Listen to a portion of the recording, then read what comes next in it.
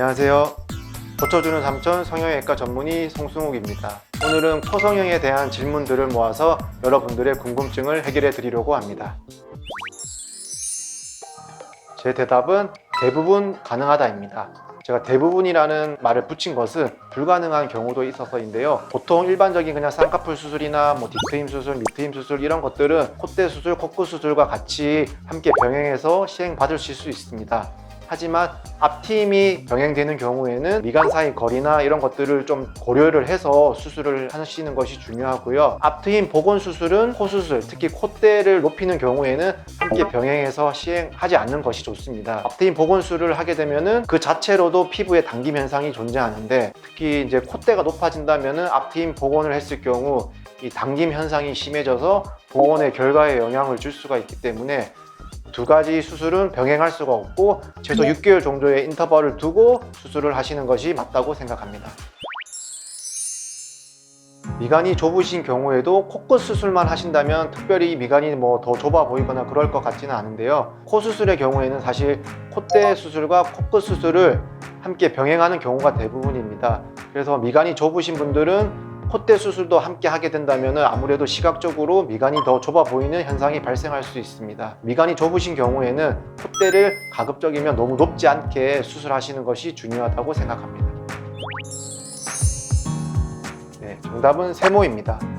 코 수술은 한 번에 끝나는 경우도 있고 두 번, 세 번, 그리고 그 이상 수술이 필요한 경우도 있습니다. 그런데 환자분들이 염려하시는 것 중에 하나가 실리콘이 오래되면은 이것을 무조건 교체해야 되는 것이 아니냐, 그런 질문을 하시는 분들이 있는데, 특별히 모양에 문제가 없고 합병증이 없다면은 무조건 실리콘을 교체해야 되는 것은 아닙니다. 그래서 그런 경우에는 한 번에 수술이 끝나는 것이고요. 예를 들어서 코 수술했는데 모양이 마음에 안 든다든지, 코 수술로 인한 합병증, 고용물이 돌아갔다든지, 고용물이 튀어나왔다든지, 염증이 발생했다든지, 그런 경우에는 추가적으로 코 수술이 필요할 수가 있습니다. 그래서 코 수술은 한 번에 끝날 수도 있고 두 번, 세 번 추가적인 수술이 필요할 수가 있기 때문에 정답은 세모입니다.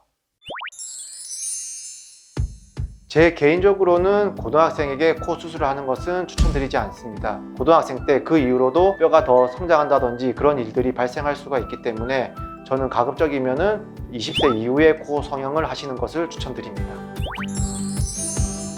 기능코 성형은 지난번에도 제가 한번 다뤘었는데요. 기능코 성형 자체만으로도 이뻐진다기보다는 휘어진 코가 똑바로 된다든지 그런 거는 있을 수가 있습니다. 비중격 망곡증이 있다든지 비밸브 협착이 있다든지 그런 경우에 비밸브 재건술을 통해서 휘어진 코를 바로 잡아줌으로써 휘어진 코가 이제 똑바르게 되니까 이뻐진다고 표현을 할 수도 있겠죠. 기능코 자체만으로는 코가 더 이뻐지는 것은 아니기 때문에 코가 좀 더 이뻐지기 위해서는 기능코 성형, 그러니까 구조적인 문제를 해결하면서 미용 수술을 함께 하는 것이 요즘의 추세입니다. 네, 실리콘이 피부를 뚫고 나올 수도 있습니다. 예전에는 L자 실리콘이라든지 일자 실리콘을 코끝까지 다 넣는 경우가 많았는데요. 그런 경우에 피부가 얇으신 분들은 실리콘 끝이 이렇게 피부에 계속 자극이 되어서 피부를 뚫고 나오는 경우가 종종 있었습니다.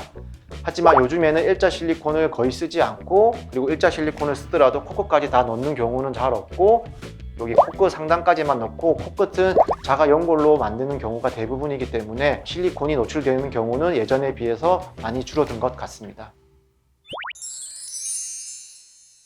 부목 같은 경우에는 대부분의 원장님들이 시행을 하고 있는 것 같고요. 코에 솜을 넣는 것은 원장님들마다 조금씩 다른 것 같습니다. 부목을 하는 이유는 코 성형을 하게 되면은 실리콘을 넣거나 코끝에 연골을 이용해서 코끝을 만들게 됩니다. 근데 이게 제자리를 자리를 잡고 있어야 되는데 이게 움직이면 안 되겠죠. 우리가 팔 부러지면은 팔에 기부스 하듯이 저희가 만들어 놓은 코 모양이 그대로 잘 유지될 수 있도록 일주일 정도 부목을 대놓는 것이 일반적입니다. 솜 같은 경우에는 넣는 원장님도 있고 안 넣는 원장님도 있는 것 같은데요. 비중격을 채취했을 경우에 이제 비중격을 채취한 부위가 빈 공간이 되잖아요. 거기에 피가 고일 수가 있거든요. 그래서 거기에 피가 고이게 되면 점막이 개사하거나 그런 일이 발생할 수 있기 때문에 지혈 목적으로 코를 패킹하는 경우가 있습니다. 솜을 넣지 않는 경우에는 봉합법을 이용해서 비중격을 뗀 부위, 비점막 그 두 공간 사이가 뜨지 않도록 봉합법을 이용해서 예방을 하고 있고요. 저도 환자분들이 코에다 솜을 막으면은 너무 불편해 하시기 때문에 솜을 막는 방법보다는 이 봉합법을 이용해서 피가 차지 않도록 하는 방법을 이용하고 있습니다. 결론만 말씀드리면 100% 똑같이 맞출 수는 없습니다. 콧볼 축소나 연골 이식 등을 통해서 좌우가 다른 것을 어느 정도 비슷하게 맞추는 것은 가능합니다. 5입니다. 일단 술부터 설명을 드리면요. 술을 많이 마시게 되면은 저희 몸이 면역력이 떨어지잖아요. 면역력이 떨어지면은 당연히 감염의 리스크라든지 이런 것들이 커지기 때문에 염증이 발생할 확률이 높아집니다. 그래서 코 수술하신 이후에는 상처가 어느 정도 아물 때까지는 금주를 하시는 것을 추천드립니다. 이어서 담배인데요. 담배는 코 수술에 있어서 지약이라고 생각하시면 됩니다. 코 수술 같은 경우에는 요즘에 개방형으로 많이 수술을 하기 때문에 쉽게 얘기해서 이 코 피부가 한번 뚜껑이 열렸다가 닫히게 되는 거거든요. 그리고 고용물이 들어가고 그리고 코 끝에 연골이 들어가기 때문에 코에 장력이 많이 걸리게 되거든요. 그러면은 혈류순환이 잘 안 돼요. 이 코에 상처가 잘 아물려면은 혈류순환이 잘 돼야지 이 봉합 부위가 잘 아물게 되는데, 담배에는 여러분들 아시다시피 니코틴이라는 성분이 있습니다. 니코틴이라는 성분은 이 혈관을 수축시키게 됩니다. 그래서 혈관이 수축이 되면 어떻게 돼요? 이 혈류순환이 잘 안 되겠죠? 그래서 상처가 아무는 것이 더디게 됩니다. 그렇게 되면은 회복 기간이 길어지기 때문에 금주 구면 추천드립니다. 네, 코 수술 이후에 코 막힘이 더 심해질 수도 있습니다. 코 막힘의 원인에는 여러 가지 원인이 있을 수가 있는데요. 대표적으로는 코 내부 구조적인 문제입니다. 코를 지탱하는 것 중에 가장 중요한 것이 비중격 연골인데요. 코 수술을 할 때 콧대를 너무 높인다든지 코끝을 너무 높인다든지 그렇게 했을 때 이 비중격이 그 하중을 이겨내면은 문제가 없는데, 비중격이 그 하중을 이겨내지 못하고 이렇게 휠 수가 있거든요. 이렇게 휘어져 버리면은 이쪽 공간이 좁아지잖아요.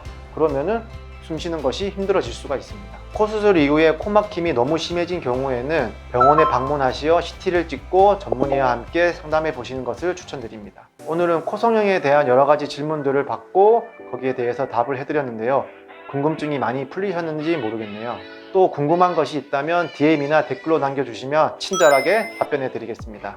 오늘의 영상이 도움이 되셨다면 좋아요 꾹, 구독 꾹 부탁드립니다. 감사합니다.